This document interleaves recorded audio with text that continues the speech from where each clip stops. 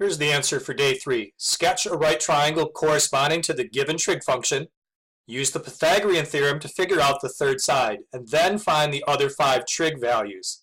So we're told the sine of some angle theta is 2/3. The definition of sine, when you're talking about right triangles, is opposite divided by hypotenuse.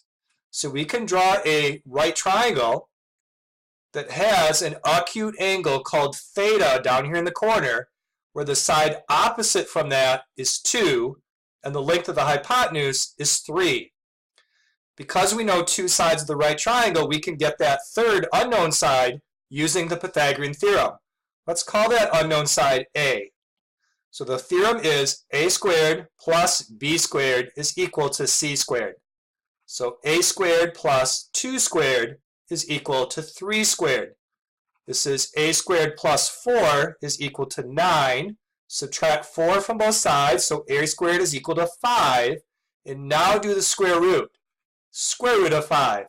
So we have figured out that that unknown side right here is the square root of 5. Now we have numbers on all 3 sides, and we can get our 5 trig functions. We already know the answer for sine, but we need to figure out what cosine of theta is. The definition for cosine is adjacent divided by hypotenuse. So adjacent is the square root of 5, the hypotenuse is 3. Now let's get tangent. Definition for tangent is opposite divided by adjacent. So opposite theta is 2, adjacent to theta is the square root of 5. Now rationalize this. 2 square root of 5 all over 5. Now let's do our 3 reciprocal functions. The reciprocal of the cosine is called secant. That will be hypotenuse divided by adjacent. Or flip that one upside down. So 3 over the square root of 5.